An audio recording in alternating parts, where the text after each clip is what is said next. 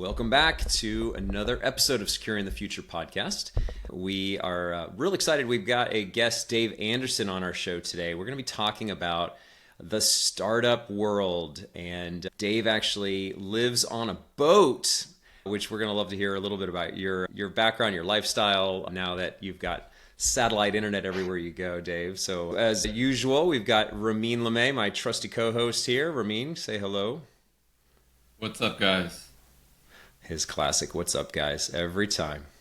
Dave, welcome, man. Dave Anderson joining us today. Thanks so much for taking your time to talk about this. We're going to talk about startups, the top 5 mistakes, I guess, and kind of errors that you notice as you advise seed to Series A, maybe Series B level companies, technology companies. So we're really excited to dig into this topic. I think some of the things that you're going to talk about today, as we were discussing, definitely align with some topics that we've already had on the show. So we're real excited to hear from you. So welcome to the show, man.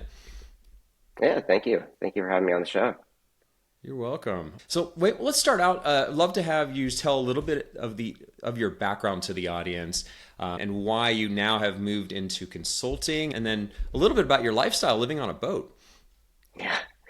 Yeah. So I started my career, like back in the mid '90s, kind of during the Web 1.0 whole wave. We started out doing like network and system administration, kind of what we call DevOps nowadays. Kind of rode through that whole thing, and ended up at a company where we actually had to be Sarbanes-Oxley compliant, and started learning a lot more about security, and really got a kind of big focus on that. And probably around maybe 15, 16 years ago, really shifted my career towards security. Last 2 companies I worked for like 7.5 years, 8 years, it was Greenhouse Software, and I helped build, joined there pretty early, built up the security program from the ground up, and then moved on from there to a company called MParticle, where I was the CISO for 2.5 years. And then a lot changed in the world, and ended up moving on to a sailboat that I had in New Jersey. And wintertime was coming around, and moved down to Florida, upgraded to a bigger boat, and now I spend most of my time living on my boat in the Caribbean, which is pretty. I can't complain. I'll put it that way. It's a lot of work. Boats are a lot to maintain. I'm actually not on the boat right now because it's actually going through some major repairs, but heading back out there next Tuesday. That's awesome. I think so. You're going to be hanging out in St. Martin and changing security lives of young startups and enjoying fun in the sun at the same time. It's pretty cool. Yeah. And because I got to have a little bit of flexibility in kind of timing and whatnot, that's why I, a little over a year ago, started up TSC Security, which is a virtual CISO, fractional CISO, and kind of general cybersecurity consulting firm. So I advise clients that are mostly seed to Series B startups. I would say pretty much all of them are primarily B2B SaaS. So it's definitely a lot of interesting companies to work with. Yeah. Dave, I'm curious just to get it kicked off in terms of like what you're seeing in terms of engagement. When you're engaging with these companies, do you typically see that security is a focus for them? It is and it isn't. It really depends upon the company. I was actually brought into one actually larger. They were like Series F startup, if you really call them a startup at that point, about a year ago, to kind of help them through like a risk assessment. And to be honest, they really didn't take security seriously. And I delivered the risk assessment for them and ended up working with their team a little bit. And they just kind of just decided that they really didn't want to actually do all the things I was recommending them to do. So that one, but I would say like one of the things I'm really brought in for the most of the time is SOC 2, like either advising them on getting their SOC 2, helping them through it, kind of picking up the pieces if like in the middle of a SOC 2 program implementation where they just decided they picked up like a software like a Secure Frame or Vanta or whatever, and just they get lost. They're like, oh, well, we don't really understand all these things that we need to plug into this and whatnot. So a lot of what I've done recently are those sorts of engagements. And when I come in, there's like a lot of different things that I run into. One of the biggest is a lot of these companies, they don't know the risks. And if you don't know your risks, you can't really like create and run an effective security program. because you're just kind of just shooting in the dark at that point. So one of the things that I always do with my clients, especially the ones that are bringing me in for SOC 2 and whatnot, is actually do a risk assessment. And that's basically getting a bunch of people on a Zoom or something like that for an hour, maybe 2 hours, and kind of talking through like not just the technical risks, because those are a lot easier to identify. Like, what are the operational risks? Like, what are like the areas of risk around fraud? Do you have like I'm sure anybody that works in a corporate environment today has gotten a text message or email that's supposed to be from their CEO. Like, what is like, how do you approach those sorts of things? So like, that's one of the biggest areas that we work on.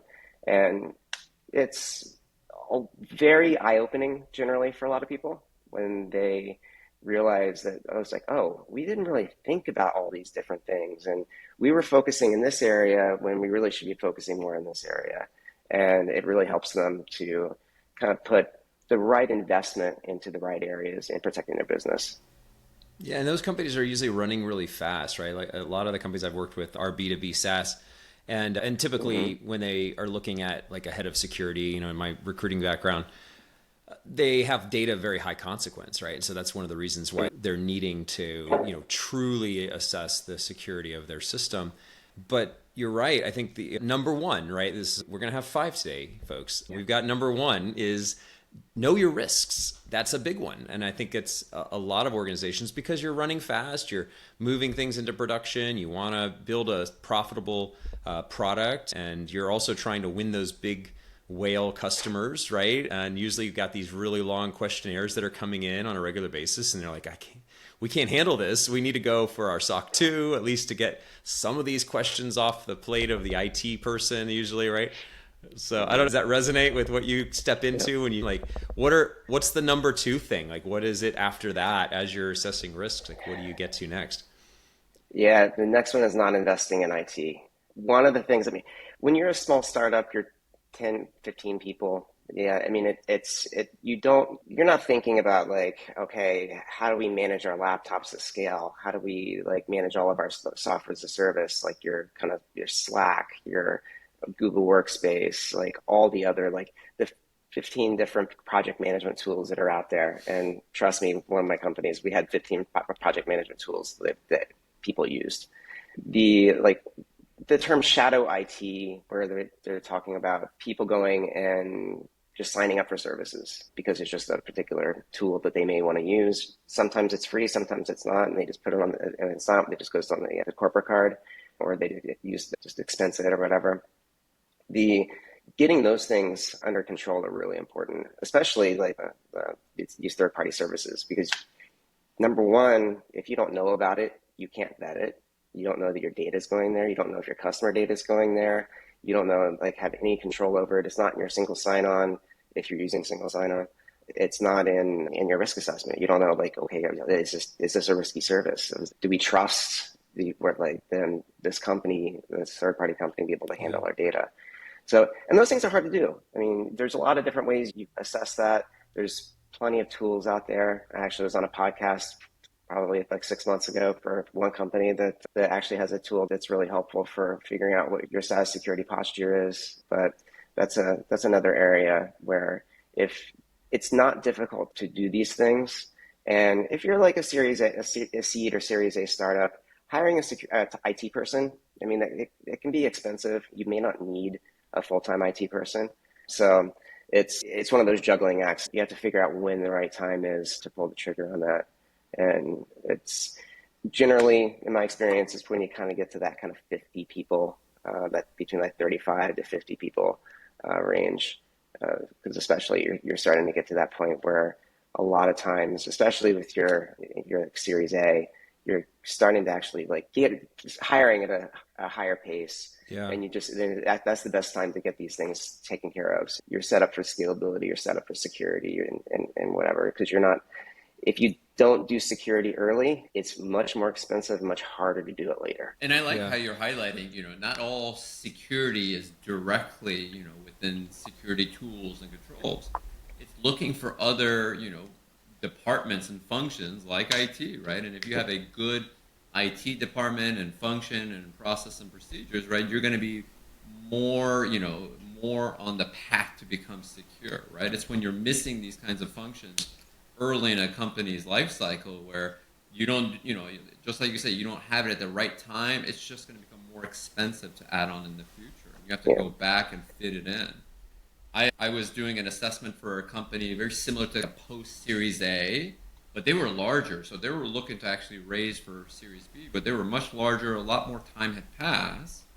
And I came in and looked at, essentially their program, the whole company, and did an assessment. And one of the things that stuck out to the executives that they were shocked about was they were missing IT. And they're like, why is this coming up in a security assessment? Well, a lot of these controls, the security looks for are maintained by IT. And when you don't have IT and you think maybe you have a managed services and they're just going to do everything for you, there's misunderstanding there, right? You're making assumptions that aren't actually accurate. So a lot of my efforts there were to kind of just educate, what can you expect out of a managed service provider? If you're going to have your own IT staff, what can you expect from them? Especially around things like monitoring of their services. They expected the managed service provider was doing monitoring up and down their stack. And it was eye-opening to share with them. They're not. They're doing, is the disk running, is your CPU max, but they're not looking at your database queries. They're not seeing those things time out. They're not looking at your website. They're not seeing, traffic going there. So a lot of that, it was educating was really the key focus of what I needed to kind of message to them after the assessment. Yeah, and it's not an accident that most times a lot of startups when they hire their first security hire, IT ends up reporting to them, or IT becomes their responsibility because there's no one else doing it. Right? And that actually happened. That's more often than not. And I mean, and IT is like a fitting under security. I mean, to be honest, I mean, I have opinions in both camps, but they're definitely for a startup. I think it definitely is beneficial for IT to be under security because there are so many security controls that are managed by IT. So I mean, and yeah, it's like you have to deal with onboarding and offboarding, and you have to deal with like just knowing what kind of SaaS applications are out there, what other like making sure the MDM is on all the laptops that people have, and knowing how to be able to if someone leaves the company, that you're doing the remote wipe on their email account off their phone and stuff like that. So having and knowing where the data is, and that's just on the corporate side. That doesn't have anything to do with your product or your service that you're providing your customers. Wow. Yeah, there's a lot of work to do when you come in, right? Probably a lot of processes that need to be implemented, I would imagine. Yeah. It's all processes, people, technology. So process, there's just no process on how do you track these things, who's managing it, who has the policies of when an employee leaves, right? How do you wipe everything? That seems to be one that's a real big challenge for companies that just don't think about very well. Offboarding. Offboarding, yeah, And that's one of the absolutely. reasons you need to know about all these different SaaS applications you have, because Right. when someone leaves the company, you're if you don't know that your data was sitting in this random service, you don't know to go disable that account to like change their password or something like that so they can't get back into it. I mean, the amount of data leakage that happens just because of dormant accounts and third-party services sitting around is crazy. How about Google Docs sharing it with a personal email address? How often do you see that one? And somebody's still in All a the time. document that has like really important company information and they're on a totally different email. So you didn't think to go look at who are the users on each of these documents, or have a policy where nobody's allowed to get into that document with a personal email address if they're sharing it across the company. Like those little things can really matter, right? And now that person still has access to, let's say, really important company data that could be leaked. Exactly. Yeah, Yeah. I actually just did a audit for one of my clients to find out what Google Docs were actually shared outside of their company. And there were tens of thousands. Whoa. And yeah, Wow. I mean, a lot of them, to be fair, a lot of them they were being shared with outside partners or outside consultants and things like that. So they were supposed to be that way. Yeah. But there was some that definitely, like, those files were not supposed to be shared with these people. Like continue to be shared with these people. Like, we no longer have a contract with them. this was a project they worked on like a year ago, and lo and behold, they still have access just because it was just never tracked and no one really thought to actually like run reports like this. And unfortunately, I mean, I think unless you're using Google Workspace, like the big enterprise version or something like that and paying them a fortune, I don't think these tools actually exist for you to be able to do that without having to kind of open up terminal and do some command line. Yeah. Which Yeah. thankfully, like because of my like Unix administration background, I actually have the capability of doing. But that's one thing you don't really find in a lot of security leaders, to be honest. People know how to do the people process and technology, but not the deep parts of the technology. Yeah. Yeah. And the next area, number three, what is it that, so now you've got a handle on their threat, kind of the risk posture, the risk assessment you go through, you look at what's typically next? Vulnerability management. That is Oh, yeah. always a huge thing. Yeah, I mean, the amount of companies that I go into that have no idea like what vulnerabilities they have in their on their laptops, the stuff like software that might be on there, on their cloud services. So like they have let's say a aging SSH kind of bastion host that's in their AWS cloud environment that's never been patched.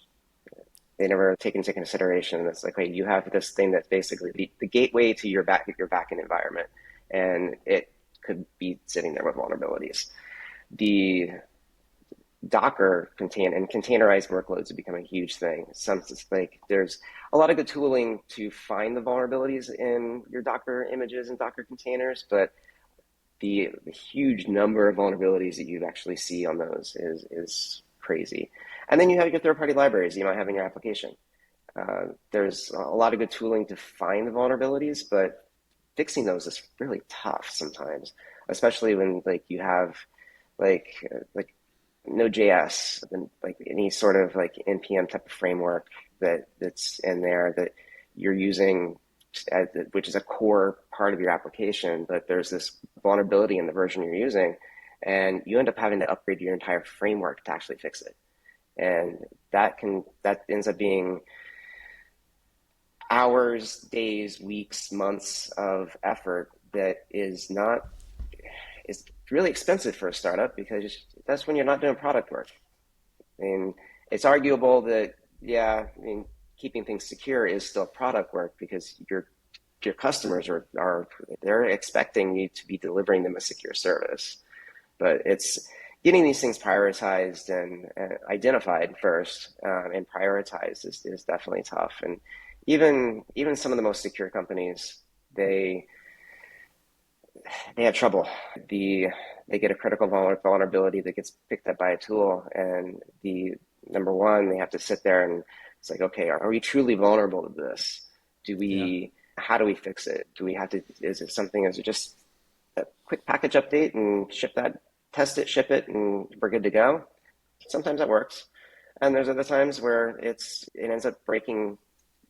They've kind of depended upon the bug, so to speak, and it ends up kind of breaking how the application actually works, and it ends up being a multi-day engineering effort in order to fix it. And during that entire time, they're potentially vulnerable to an exploit that might actually be floating around in the wild. Wow. It's And interesting as you talk about the app side, right? You're going down what a rabbit hole that could be. My mind goes back to even the IT side, right? When I hear vulnerability management, it's not just a vulnerability scanner, right? It's mhm. many different controls that are, especially STEM in the IT world, right? Do you know where all your assets are? Do you know what assets are out there?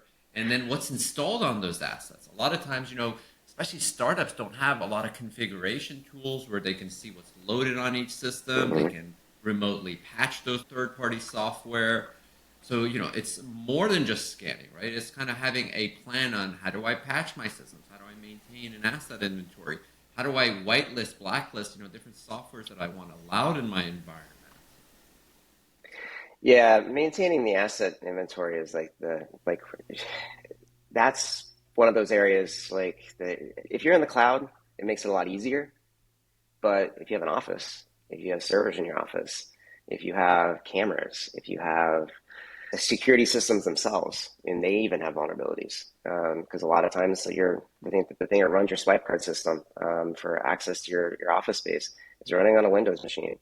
And those have vulnerabilities. Yeah, you may not have them connected to your network, but maybe you do. And so, and like in your network infrastructure, there's so many different areas where there's potential vulnerability and whatnot, and it's a lot of work.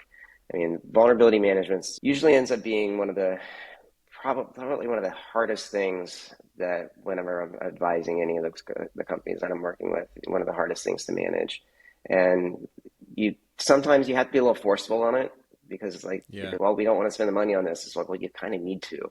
Like you're creating, that's one of those things that shows up in a risk assessment. It's like, okay, how you like unmanaged vulnerability or unpatched vulnerability is going to potentially lead to compromise. And if you look at the Verizon data breach report for like the past 10 years, it's always there.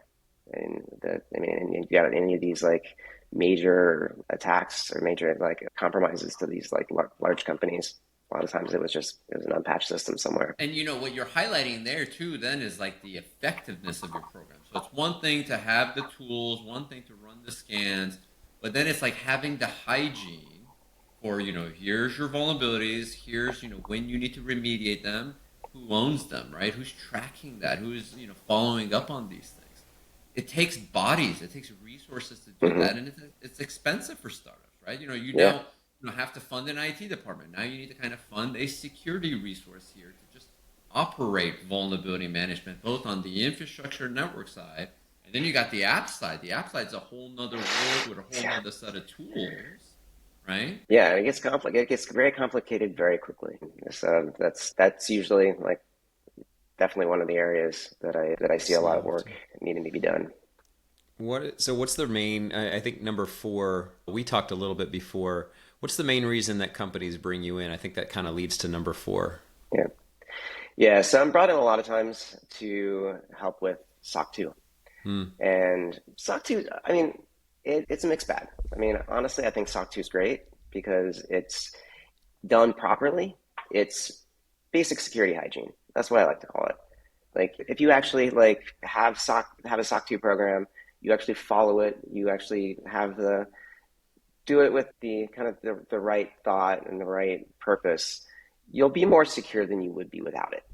But if you want to just get past the audit, just a checkbox, just like kind of like only give the auditors the evidence that is good, and you have all this stuff over here that's like, it's like, no, don't look at that, then you're not doing SOC 2 right. And it's basically going to translate into one of my 4th point. Having SOC 2 doesn't mean you're secure. It means that you passed an audit. It means that you successfully convinced an auditor that you have these controls in place and that they're effective.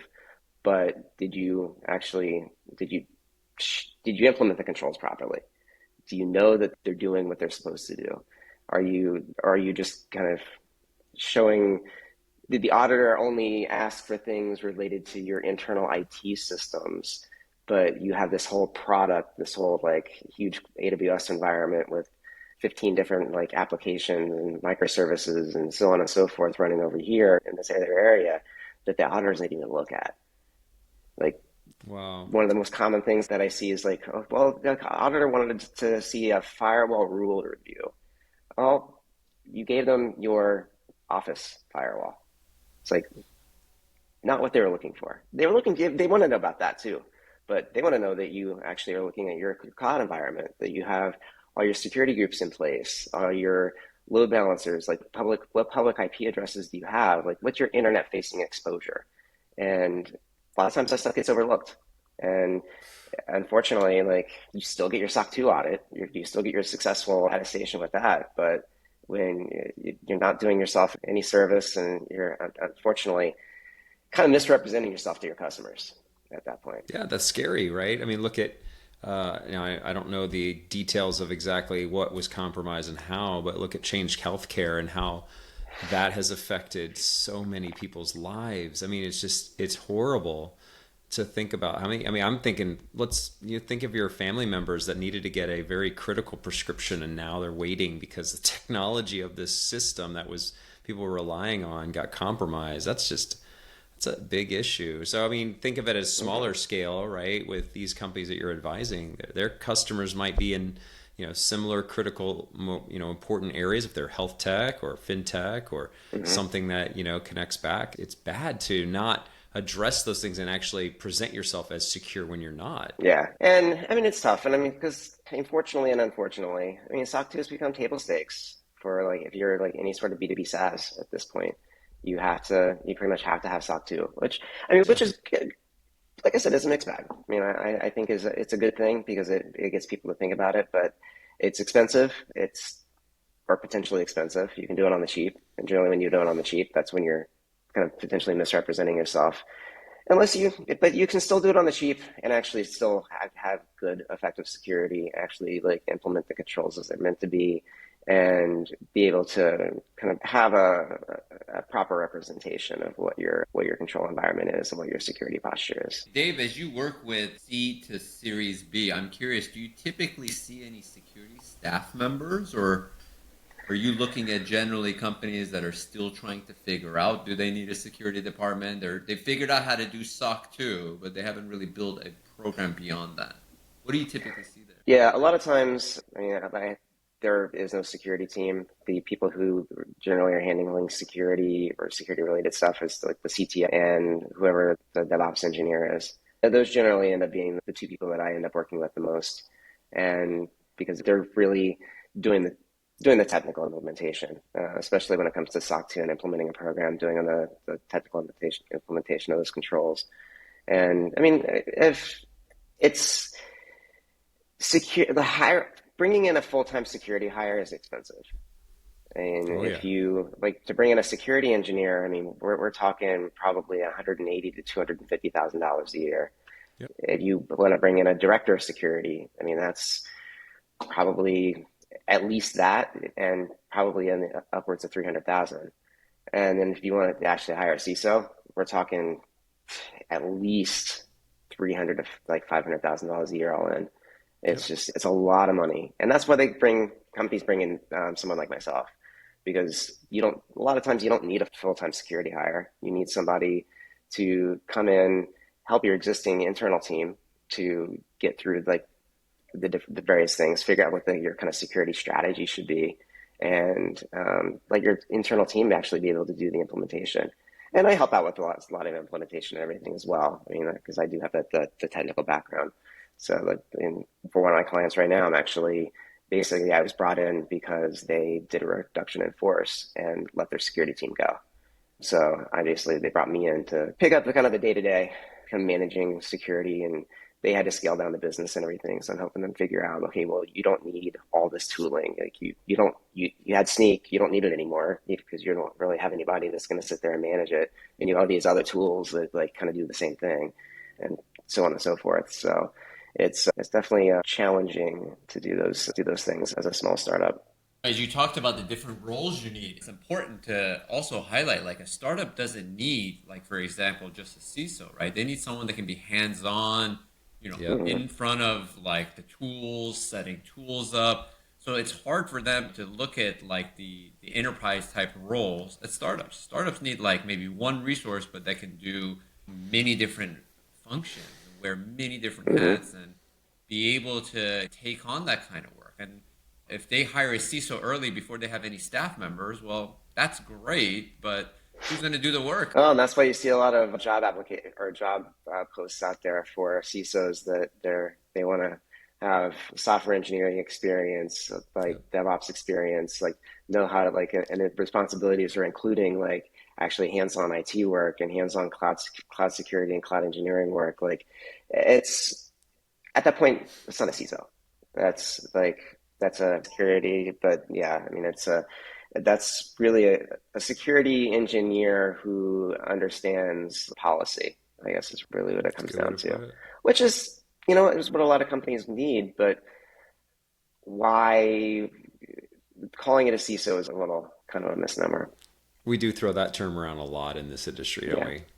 All right. So Captain Anderson, what is the final number 5 here? So where do you go after SOC 2? And that's Yeah. what I had with like my clients that I'm advising once we kind of get through the SOC 2 report, and like they're all good from that perspective. They want to still continue to improve their security. And one of the next things that a lot of times doesn't really get addressed is application security. And if you're like a typical B2B or B2B SaaS, you're providing software. So That's right. one of the areas that like beyond doing just putting scanners and stuff like that in your continuous integration and like pipeline and stuff like that, that stuff's easy. You can just basically plug something in, and then you have to deal with a whole other set of vulnerabilities. But we won't talk about that.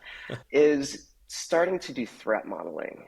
So what that is just basically it's like a risk assessment, but for like the features of your software.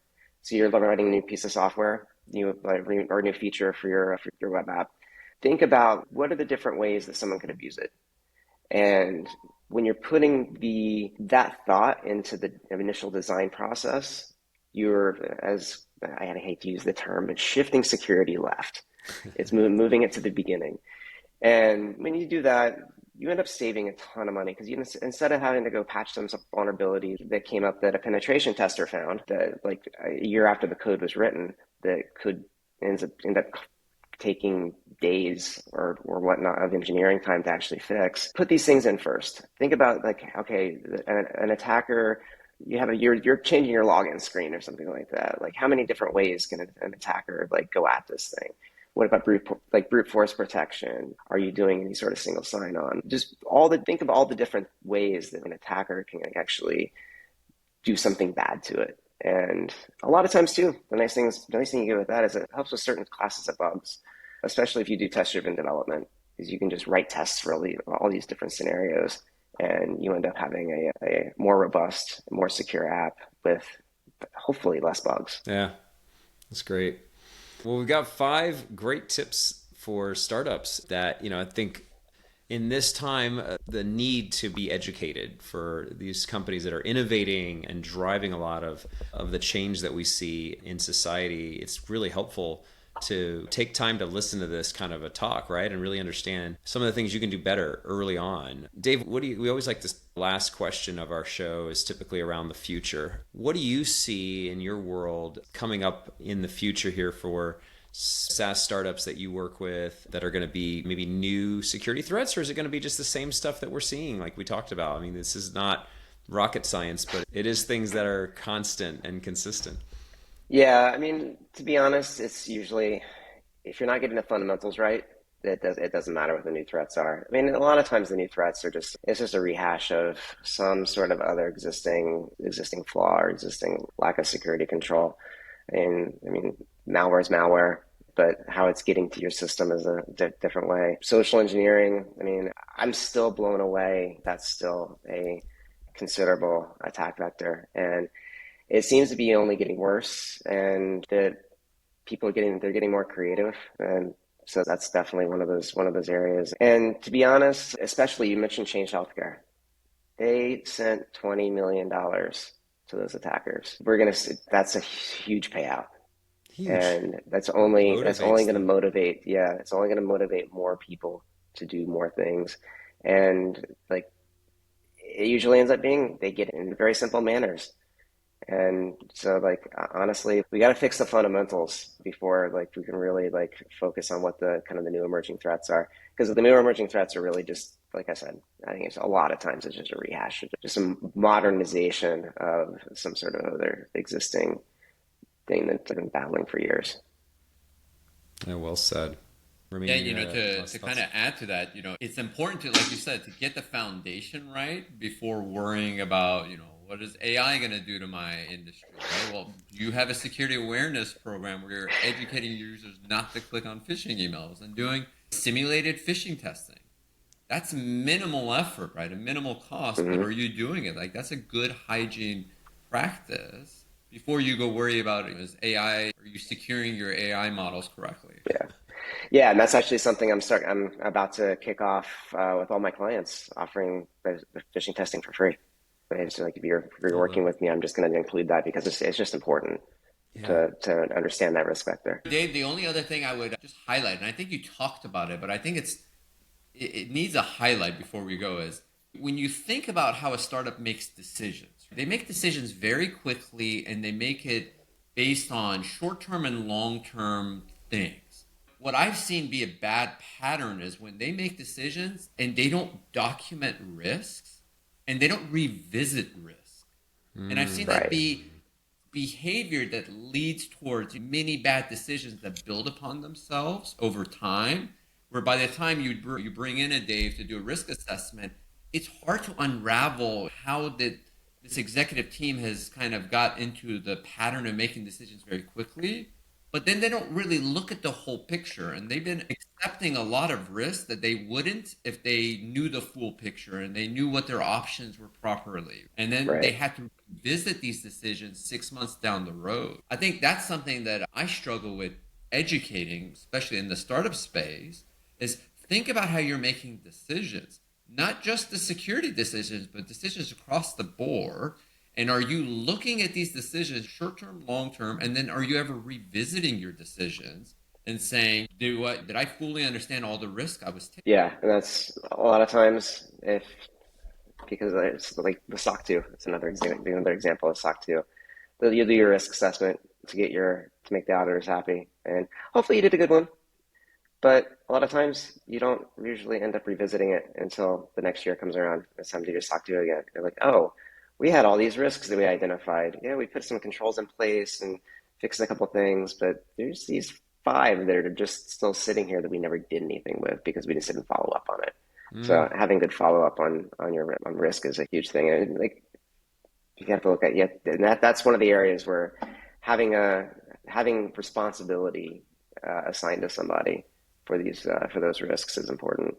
Because if no one's looking at it on a constant basis, if no one's thinking about it, and it's not anybody's responsibility. And if you assign it to a group, it's still no one's responsibility. It needs to be one person. One person needs to be accountable, and that person needs to make sure they're actually doing the follow up. And even in tech roles where you have a CTO making a lot of technology decisions, short term and long term, you almost need that accountability or that counterpart that holds him accountable. I've seen many times I come into an organization and I've seen they're 5 years down the road, 10 years down the road where bad decisions have been made because no one challenged a CTO because they weren't technical enough and saying, Yeah, what about this? Why did you sign off on all this tech debt? Where did you write these things down? When did you revisit to fix this properly? You don't see a lot of that, right? And those are yeah, challenging, things to unravel years later, and they end up being more expensive. exactly. Yeah. Well, this was really good information, Dave. Thanks so much for taking time as you were land bound to join us today. Maybe we'll have you on for a follow up in the future. This was great. So definitely visit Dave, TSC Security, if you're a seed or Series A, Series B startup and you just have no security program whatsoever. Dave is just phenomenal at really helping these organizations out. And it's great to know you're doing that kind of work, Dave. I think it helps us as consumers even because we're using a lot of these apps and knowing there's somebody behind the screen that's actually making a difference to ensure security is implemented. And we do a lot of the same things here at TechCompass as well. So until next time, we'll continue to try to secure the future together. Bye, everyone.